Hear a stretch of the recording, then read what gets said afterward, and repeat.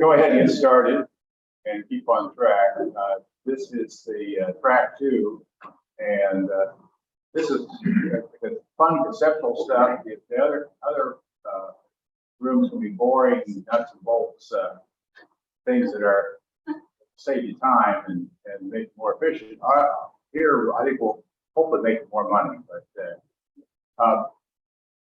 John McNutt will be joining us too. Daryl and I got a team tackle this topic, and I've renamed it to Taming the Beast. And that was I heard last night that FBS is a beast, and so we will admit that. And what happens after you tame the beast? What do you have to do with it? Right? Train it? Yeah, okay. You train you. Okay. What else do you have to do?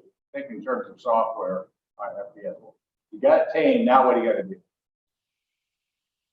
Feed me. You got to feed the thing.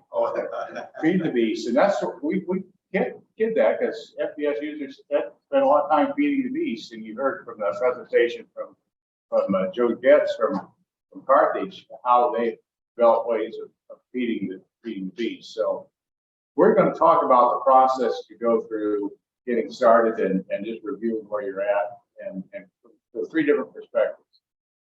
I want to ask you, everybody there that are using FBS, when did you get started and how many months, days, years, decades before you became comfortable with the level of review of what's going on? I hope you can see this screen. You can always move closer if you can, but I'm going to give a brief introduction, turn over to Daryl and John and talk about some of their implementation experiences and some best practices. So there's a difference between what the producer wants, and this example, Leanne, is you got some vague ideas what you want. What cost reduction? Everybody wants cost reduction. That should be pretty simple. Automation to integrate existing technologies so you don't have to start over again with everything. And they would love to get buy-in from the teams, and that's you're all specialists on the financial side of FBS, and realize there's a farm exists because there's production going on and people who have their own agendas. And I like Dave's requirements. You got to get me the information. You got to get the data. That puts a high priority on what you got. And when first started working with Randy, Don Jillings, consultant, was working with him. He's the one I'm pretty sure had defined the term of culture of information accumulation. That was one of the criteria of businesses. We know they're going to be successful. They already have 50 spreadsheets they're maintaining simultaneously to keep up watching that stuff. But and everybody wants quick results. I mean, that's one of our challenges. So what producer has, and this is a generalization, but they have an unreconciled market value balance sheet or tax or GAAP balance sheet that isn't really tied to individual groups or work in process. Have inventories in separate software. Part of their inventory is work in process, part of it not, and we're using work in process for cropping, probably investment growing cash investment growing crops, not actual WIP is including labor and machinery. And the entities were created. They may have a bunch of entities. Most of them are created for tax purposes or liability purposes. So not necessarily. It's blocking out analysis as you try to consolidate what's going on. And the ones we start up from QuickBooks are doing what I call big bucket accounting. We've got some very general categories, and we're trying to extract what's going on internally there. So, these are things that the main thing that FBS offers is business logic. It's doing what needs to be done, and anybody can write a report or do input, but be able to make sense of that. And What we like to do is standardization, but that is really hard with all the unique things that go on in specialized operations. We really have been working with 11.7, 11.8, also work to have a flexible open database, be able to have everything wide open so you can extract that and share information. Capacity, that's something that is operations growth is important. The other thing we do is predefined crop and livestock centers have tracking different quantities and rather than starting with a blank slate and here's an enterprise, here's dollars, I'm not going to separate that in its own bucket. We've got some very predefined definitions. Reconciliation, inventories, that's vital. It's also one of the more frustrating things to struggle with because they find out where the things are not going on. And overhead allocation, be able to pull things up as Randy was describing yesterday, and a whole bunch of interfaces. So what John and Daryl and I are trying to do is find our knowledge with your goals. So it isn't, we haven't automated this, it's not artificial intelligence. It takes us hearing what you want and trying to apply that. And we learn from experience, and we help you choose from an infinite combination of tools for the users. Virtually everything in FBS was created because one person said, I need this capability. Randy, the example, S1, S2. So it's a combination. So it's a library, a warehouse of different capabilities and tools, and we help you pick the best ones together, ones that fit your operation.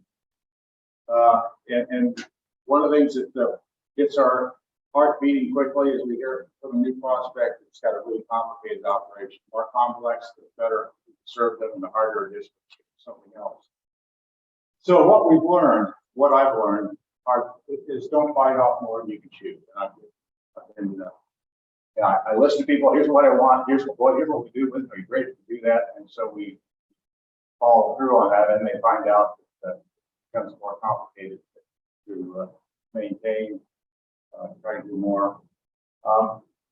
Consistent coding. That's one of the things that needs to be trained.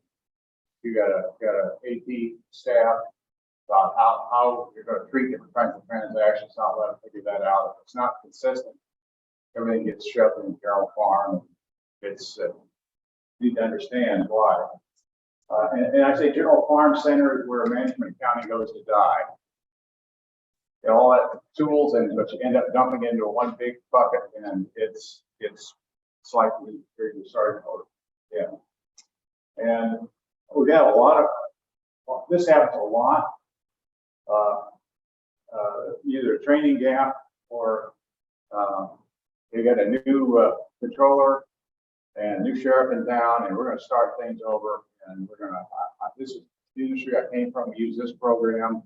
I don't like it. Brian Furr was talking about this yesterday. He went through two CFOs, controllers. They didn't want to use FBS, and he was dedicated to that. But that's things we fight. Trying to make the program do what it's not designed to do without having some advice from us. You can make it happen, but it won't take you down the road far enough. It's breaking things down in a different way.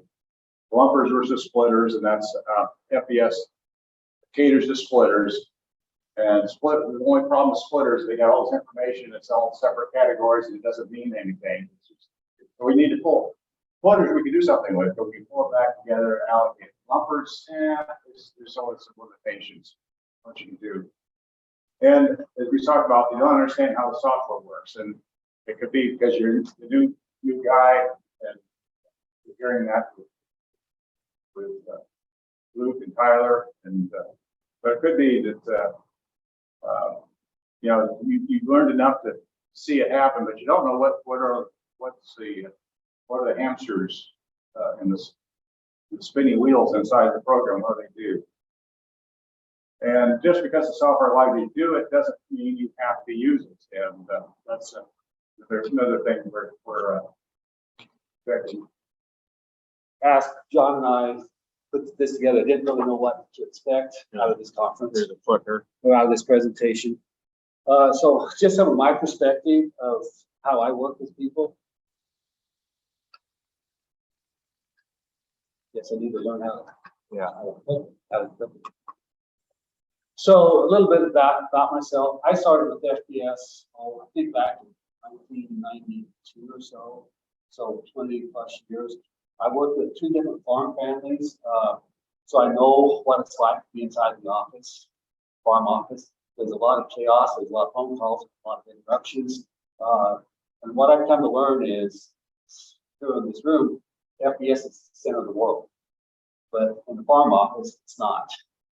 So I've come to learn that I've got to work with people at where they're at. And I know that there's other priorities within the office. So, like I said, the last 20 some years, 15 years of those, I've been full-time with the family, and then I worked offsite, had some consulting offsite, kind of secretary role. And then about 3 years ago, I one full-time employment kind of disappeared on me.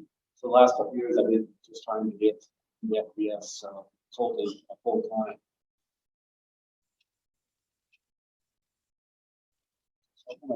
Oh, it's my fault. Okay, now. So first of all, I'm not a CPA. My training is ag economics. I went to the University of Wyoming, president of ag econ company. I grew up on a farm, so I understand the lingo, the language. But I've been in, I had an interest in accounting, and I think my real drive came from was driving home. With Dad, we'd always ask questions. But what's really going on inside these? What's really going on inside the business? What's this tractor costing? Should we be replacing? So I've always, I think that is kind of low-key, some of those questions, some of those internal questions that that I want to know is what's going on inside the business.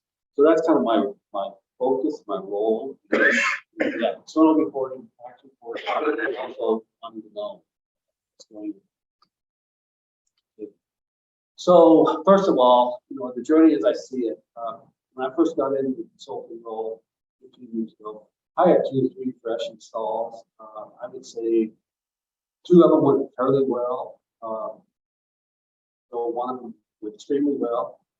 Professional CPA that I was working with, we planned out, chartered clear structure in place. Everything just rolled. Within, I'm going to say within 2 months, we had the flips and basically everything else. Okay. That's because we were planning, had somebody professional to work. If he understood what I was doing. The other install took longer, but we got through it. But I will say, just like as you guys know, that FBS has a lot of quirks. It's not easy. It's just a whole new level of way of thinking. First of all, you got to deal with quantities. It's books. You have to deal with quantities. You have to deal with individual reading codes, feed codes, seed codes. So it's just another level. Dealing with all cost and profits.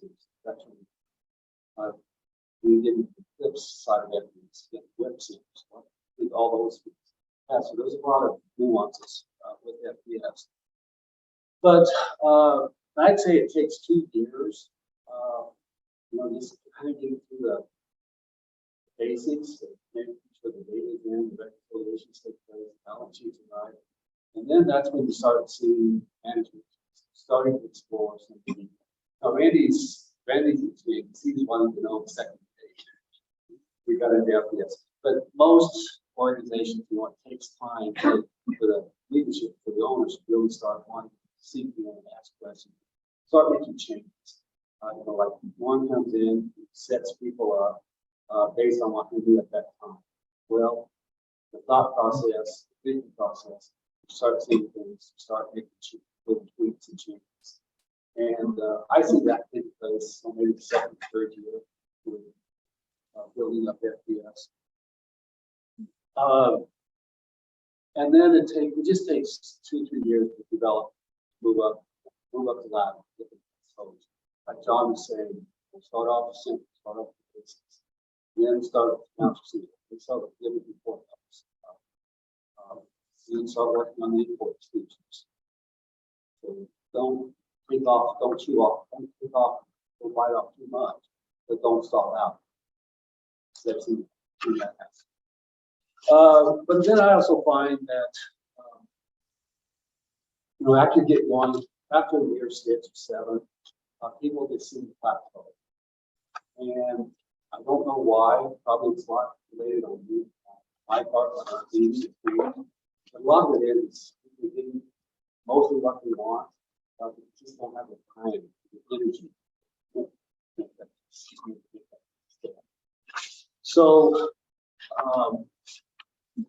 that's something I've been trying to work on a little bit. Okay, so, and then I also see as I've worked with these, when I started this 15 years ago, most organizations just had maybe 2 or 3 entities. Well, over time, up to 6 or 8 entities. And I see the role of focus change as you add more entities. The fewer the entities, it seems to focus on what internal, that's what's going on in that single entity. If you get more entities, then you start focusing on intercompany balances and making sure all the transactions take place. So the focus kind of changes a little bit. Right or wrong, that's what I see.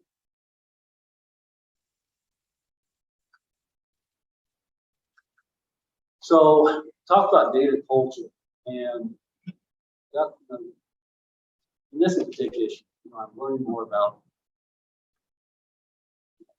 what makes an organization tick, and if you're going to be successful with FBS or any accounting system, or granular, agile, whatever it is, what's the data culture inside of the business? And so I can't underemphasize the importance of you need the leadership at the top to encourage, to support what is going on in the office. I've just seen that too many times that management will come and say, well, we want these cost centers, we want all the equipment split out in cost centers, understanding the cost by cost centers, cost centers. We want market value reports. We come in with all these big ideas, but then no substance, no help, no support to get to that next level. So I just encourage that, walk the talk, make sure that if that's the kind of information you want, it's going to take time. It's going to take leadership to pull that off. And also just say that, reports don't fall out trees, especially these things. It takes work. If somebody wants a market value report, well, there's a lot of work behind that. Just don't come in and say, give you a couple days notice and hey, I want a market value. It takes time. It takes time to do this. And then, as John kind of alluded to, it takes a systematic process. The data does the data. Once you fall behind, you rush, you do things right, big things, just stay on top. You understand the review process. And then again, back to the data culture. Some people just don't have a heart for FBS. I don't know how else to say it. You just can't get past. They're not using it much more than data. They're not using it much more than one check register. Not much more than and that's the attitude. That's where they're at. What can you do? Again, leadership starts at the top.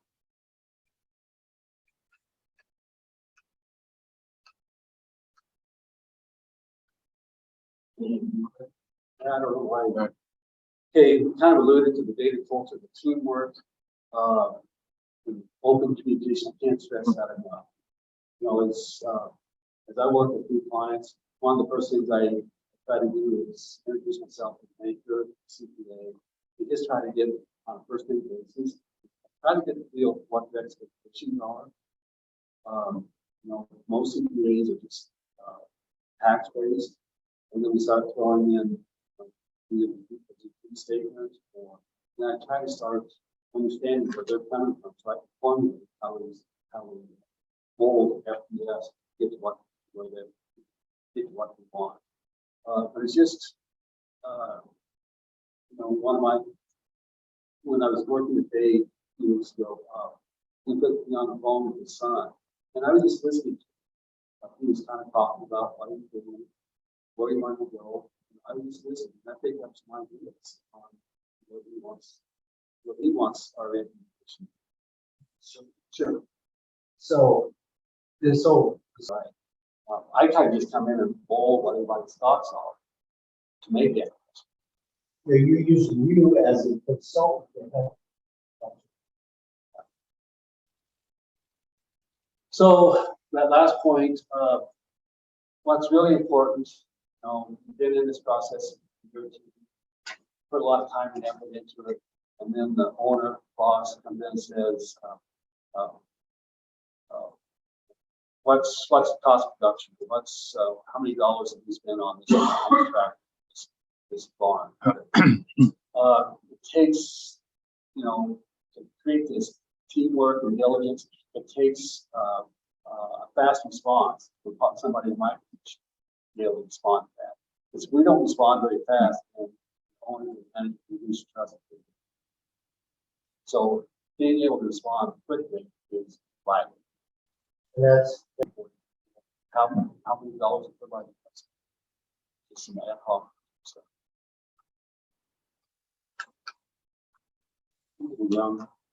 Okay, so when I come in and start working with somebody, just like John, somebody who there's a lot of cleanup, there's a lot of just basic understanding where they're at. My initial review, I spent a lot of time listening, just what the issues are. I focus on the balance sheet, and you know, we talked about the 4 different levels of funding costs. That's exactly what the report I run is. Just start looking at those balance sheets by the report levels, the differences across the levels, why, if there is why. And I just start asking questions. Are we reconciling? You know, what are in these balance sheet accounts? Can we verify them? Can we document? Are they reconciled? Then we start working on inventories. What do they look like? You have a bunch of negatives. you gotta have some kind of system of trust to tell you what they're in. And I don't care what system it is, nothing replaces this. I was thinking, I've gotten more controllers fired, and not my intention, but that just revealed things we're watching things. Boss recognized these numbers are not right. Here I am in the middle of things. It's a moment of truth. You know what, it makes sense. I mean, you show them that you're owner of the department. You show them stuff on the screen. About the foundations. Maybe when you do it, someone can making decisions 12 months out of the year. You need to know how the year is progressing. I'm marketing my crops in that first quarter. I'm planting in the second quarter. I need third quarter information to start preparing tax planning. So what's the response to, so as I'm going the year and I'm looking at my financial variance, if I'm not doing that quarterly or monthly, I'm just going to have. Well, what's your real question? You're talking about this year. What do you want to know about this year? The cash is going to be the forecast. Want to know? Is it a accounting question or the forecast? Internal decisions or making decisions. Yeah, that's internal decisions, but probably forecasting. So that's another whole level of. Yeah, so I would say it's forecast. There's a few things you can do before you close out the books too. You get flips, you can plug in, here's my estimated yield. It's tracking my cost by paper. Say now it's going down. It's not using the calculations directly, but it says now my cost of production has gone up 450 or something like that, based on the cost of the crude point. So you do that. You also do monitor cash flow. I want to interface five cash flow. Fuel is 100,000. It's budgeted 80,000. What is it? And the units haven't changed, but the dollar of the units. Yeah, so there are, and I'll back up, there are more sophisticated. Yeah. You may not close out your books, your balance sheet if you got some subsidiary living. You don't go down that into the system. I'll have an example. But there are other. They're, master. Okay, so the other thing that I work with people, those just coming on board. Somebody in the back asked earlier, what reports do you run? You know, I can understand the question, and I'll kind of know. I'll know which report that's best to answer that question. And just like your full-time level, that's a common question. In fact, we needed a day just a few weeks ago. His first response, but when first time we talked, his first response was, I want market value reports. Well, my first step was to go look at that multi-level to see what. So it's knowing which report to run for what purpose. And then And you said that. So why is it market? So you would think, well, in active basis, good. Is you got cash and you got a pool. Again, this is hanging level, still around and market value. And each one of those posts is all silent. Is a bill on a copy. So if you really gotta have a set of books and all three, you gotta have the cash flows right. When you come and make the investment in the pool, raise inventories. So that one shows it. And then you get the market. And their market value, and you say, okay, these buildings that I have my full cost, $1 million original cost of depreciation. And if you want to market value and say, well, we're going to do that if I sold it. So you've got to make this a tool for journal entry adjustments. Right, and so to get your market value, and you want everything else, you got to have it all right before you get the market. you gotta start the base. You got to get the base bill. So is the easiest way to do that, to have your tool layer, that's all tied out. You just, you figure out your journal with everything. Do you just post one journal entry? Is there a better way to, it's all done through journal entry? Yeah, it's all those journals. And if you want it in every period, what you want it. It's the end result counts. It's not And complicated. remember, the next year, the adjustment required. You know, you don't put, you can reverse out the journal entries and make them do it. Then you depends on. It's the delta between the market value and the cost too. So Right, because as the cash layer and tool layers, that market value. It's going to change also. time from again Daryl's next presentation. We've already discussed my next presentation, so. Yeah. But it's so important. When they say you teach somebody something that tells them, teaching you, showing you, and then show them. So that's what we do. Yeah.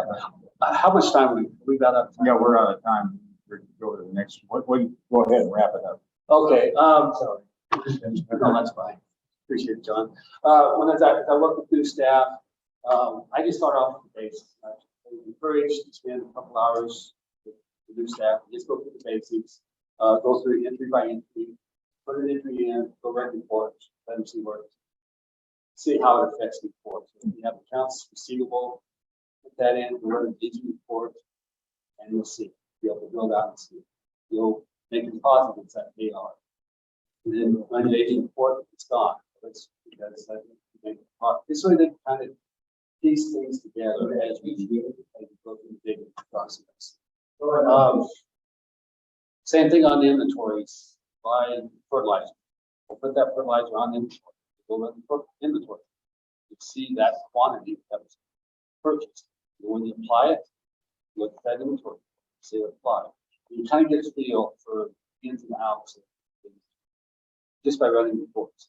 Then discuss the center structure. Just basically, the basic reasoning behind the centers. You got S centers, B centers, marketing centers, production centers, profit centers. Just kind of start with the basics of cost pools, and then depending on where they're at, start laying out the allocation process. It just kind of takes time to understand. It's a handling process. And I think people ask how long it should for new staff to be fully functional. It's at least a year. Maybe somebody else has better thoughts on that. That's what I see. At least a year, you're doing it every day. Well, you gotta go through the site.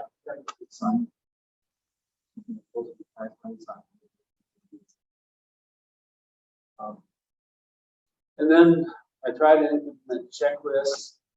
This is just an example that 3 months when I come into this office, we have different items to look at, like just looking at the checking account reconciliations, accounts receivable, aging review, cash exchange balance sheets, hedging statements, fixed assets. Then across the top, we've got 4 or 5 different entities that this organization has. And then we have names assigned to them. So at the end of the day, when I leave, I'll have that filled out. If there's any questions or issues, we know, we just notate it in this spreadsheet. That has worked well with this one particular client. Other clients, I try to implement it, and we use it for a month or two, and it kind of dissipates. But this is just a good way that I can come in and kind of see what people are at, see what the issues are. Okay, review and analysis. Honestly, I would say, but I don't do enough. That's where the real value is. Yeah. And as you get into it, there's always people that don't believe in numbers. Nobody wants to believe it. I think a lot of my job is to coach around why we're doing it the way we are. Maybe it's real. Maybe it's a good. Maybe you got to start changing your setup. Start changing something within the system. So it's more than coaching. Start getting comment about that. I think you're right. Let's try this. Then again, just trying to create an environment of trusting the members. We have like John said, come into a meeting and something's not right. Well, you lost your credibility. You probably lost your credibility for 6 months. So you gotta make sure things are right. Make sure that things are timely. Then the final thing is, I mentioned I don't do enough of this. I've been putting a lot of time in this Power BI. We'll talk about later. But I'm hoping that really helps solve some of the timeliness problems for